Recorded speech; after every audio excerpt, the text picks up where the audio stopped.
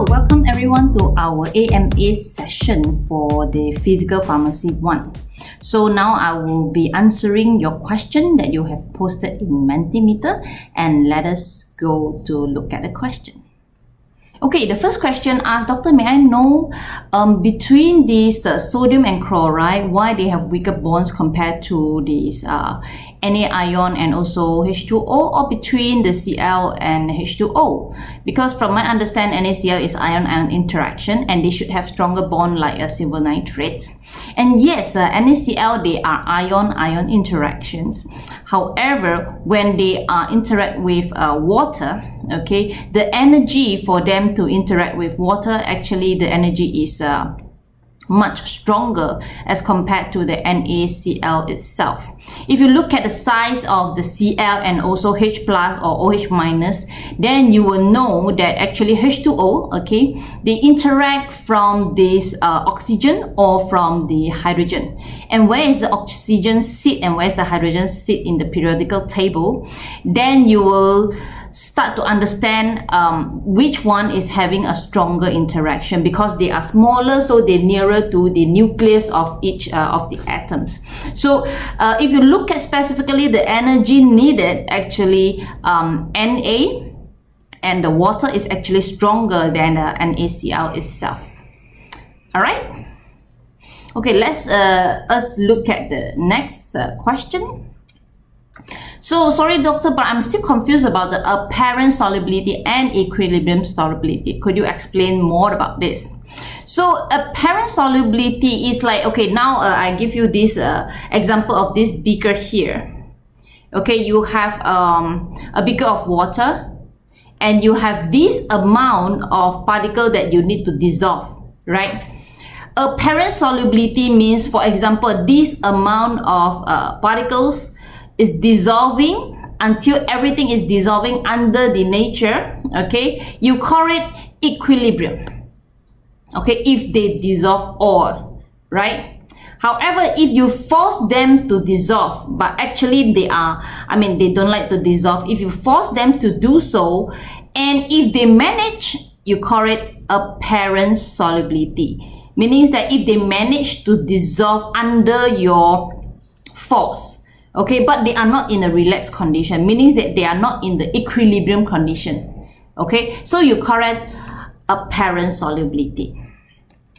Okay, so when you are trying to force them to actually dissolve, for example, if you have this orange color is the one that is going to dissolve and the blue color is the one that is not going to dissolve actually, but you force them to dissolve, okay, they can dissolve at one instant like this, okay, they can dissolve a while, for example, they can dissolve for 1 hour, but then they will still find a time to actually recrystallize, become crystal.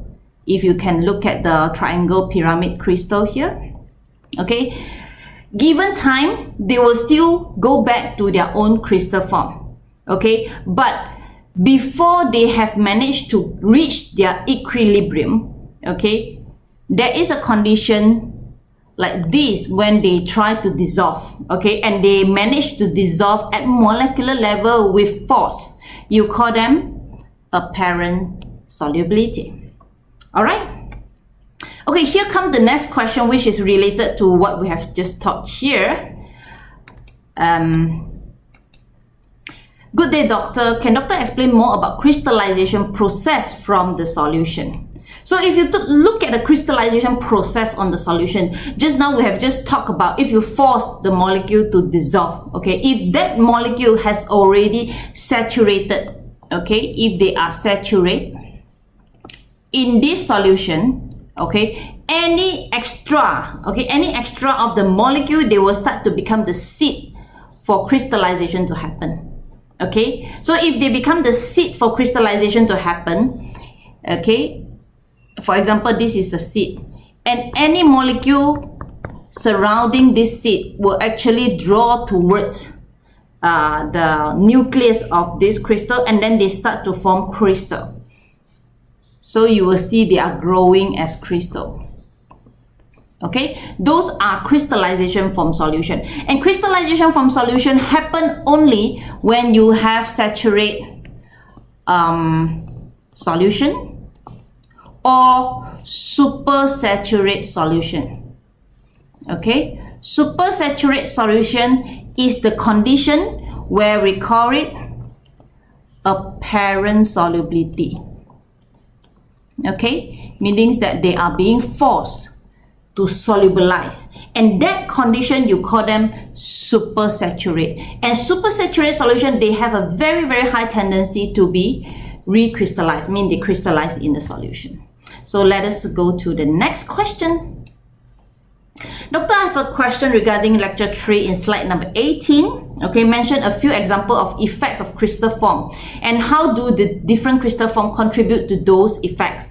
For example, this is the slide 18. Okay, it tells about the different crystal form has different effects onto, for example, implication to injection. Okay, the plate-like crystal are easier to inject through a fine needle. Okay, and also crystal habit, for example, the one that I have just mentioned in our lecture before, talking about different compression force. For example, the paracetamol, I told you the paracetamol, if they are arranging, form 2, they are in the plate form. Okay, they are easier to be compressed and they don't have this capping problem. Okay, they don't have this capping problem. But if you are having a paracetamol form 1, because of the crystal being zigzag, they have this capping problem. Okay, and also you have also this example of ibuprofen, usually crystallized from hexane as elongated needle-like crystal, and they have a very poor flow property. When you have a poor flow property, as you know, when we do tableting, we need to have this tablet powder. They flow through the hopper. Okay, they flow through the hopper and then they go to the tablet die. All right, all those are very important in manufacturing plant later on. So how do the different crystal form contribute to those effects? This is an observation as a result of what you call a research. For example, today you have characterized the crystal and you found that this is a plate-like, and then you try to inject them and you found, oh, okay, injection is easier if they are plate-like, because maybe the plate-like, they are more of like rhombus plate or square plate instead of the needle, which is long. Okay, when they are long, when they are sitting inside the needle, they are easily blocked, or they actually block the diameter of the needle when they are injecting. This is some of this example. Okay, and about the compressions, different compression give you different problems. For example, the capping, and those again is an observation under this experiment or under research when you do this research and product development in the manufacturing plant. Okay, so how do the different crystal form contribute to those effects? This is an observation from the research. Okay, so if there are no bonds formed in amorphous, how do they become solid? Okay, I want to stress that in amorphous or in any kind of solid, they have van der Waals. They have any forces that is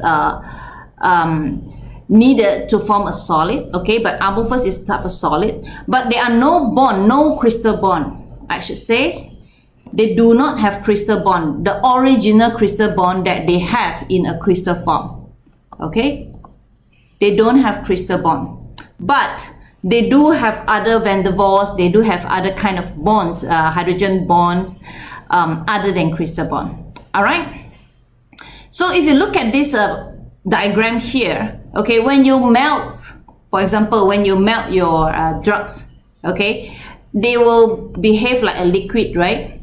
And when you do a slow cooling, they will go back to their crystal material. They will rearrange and become crystal again. Okay, but if you rapid cool, you cool it fast, they have no time, or even they they are freeze. Okay, they are freeze in a very quick manner, so they have no time to actually find their own bond to form the original crystal form. Okay, so the bond are talking about the crystal original form.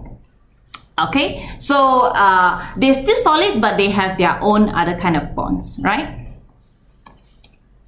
Or you can call it they have random different bonds. If you look at here, okay, the bond, this is amorphous solid, they have different bond, but their bond is not in 3 dimension, their bond is not identical that form a crystal.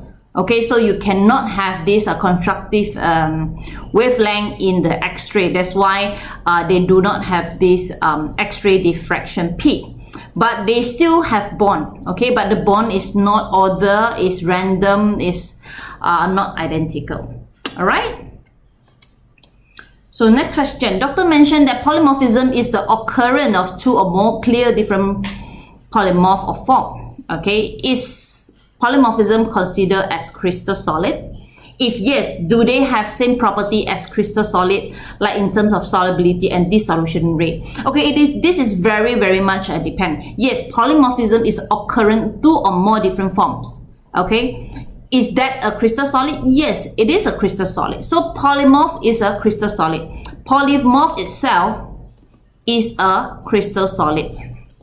Okay, but polymorphism is a process. Okay, polymorphism is a process or something like a phenomenon. Okay, but polymorph is a crystal. Okay, you can call it crystal or you can call it polymorph if they have 2 or more different type of crystal, or you can say this is crystal 1, crystal 2, crystal 3, or you can call them this is polymorph 1, polymorph 2, polymorph 3. Okay, or if they don't have any polymorph, then this is just a crystal, right? So do they have the same property as the normal crystal solid? If you look at the crystal itself, for example, this is the polymorph crystal 1, crystal 2, for example, crystal 1, crystal 2. If you look at how they are bonding together, if they have a different type of bond, okay, the type of bond is different. So the type of bond is different. When you need to break, okay, the energy that is needed to break the bond will be different. So do you think that they will have the same property of solubility and dissolution? Okay, so in terms of solubility, perhaps when we talk about equilibrium solubility, forever, if you given a long time, they have same equilibrium solubility. But dissolution is a process. So they may not have dissolution, same dissolution process, because dissolution is very time dependent. Let's say this type 1, okay, is very strong in terms of the different molecule, very strong bond. And type 2, like this, is slightly weaker in bond. So you will expect those that is weak in bond, the dissolution rate is faster. And those who are very strong, the dissolution rate is slower. But if you give them enough time to perform the solubility test, they should have the same equilibrium solubility. Okay? Equilibrium solubility, but not apparent solubility. Apparent solubility, still, we will expect those with a weaker bond having the faster apparent, higher apparent solubility. Alright, so in terms of the stability, is polymorphism more stable compared to crystal? Your guess is no, because they consist of different arrangement of molecules, so low energy is needed to break the bond between the molecule. Is that correct? Well, polymorphism, as I said, is an occurrence. You cannot say polymorphism and you compare with crystal. For example, you say, now I give you example, the growth. You are growing, right? So you're growing, you're from kids, become adolescent and become adults.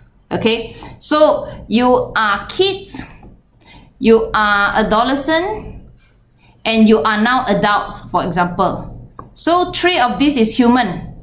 Human form 1, human form 2, and human form 3. This whole process is called growing. Okay, and you cannot ask me whether is growing more stable than human? No. Right? Because this is just a process. This is an occurrence. So polymorphism is an occurrence. Okay? For example, polymorphism is an occurrence. It's a process where you can form different forms. Form 1, form 2, and form 3. Okay? And all this form is called crystal. Okay? Or polymorph, as you like. Okay? You can call them polymorph or you can call them crystal. You can compare between different crystal, okay? But the question of asking whether polymorphism is more stable, no, polymorphism is just a process, Okay, it is not trying to say polymorphism is not original crystal. It's still crystal. Okay, it's just another type of crystal. And you have form 1, form 2, form 3. None of them is called original, but you can have the most stable crystal among them. Okay, so you say your guess is because they consist different arrangements, so low energy is needed to break the bond between the molecule. Yes, it depends on the energy of the different form of crystal. If the crystal form 1 is the lowest energy, of course, it is less stable. If they are stronger in energy, of course, they are more stable. All right. I think we have answered all the questions. Okay, there's one more. Hi, doctor. May I know, is doctor purposely leave blank pages between the slide, or should I have a content there? No. Those blank slide is actually the animation effects in PowerPoint when I use it for PowerPoint presentation. When I convert it into PDF, it captures all the animation effect edits as the blank page. Okay, so I think I have covered all the questions you have posted, and thank you very much. We shall see you in the next AMA session. Thank you.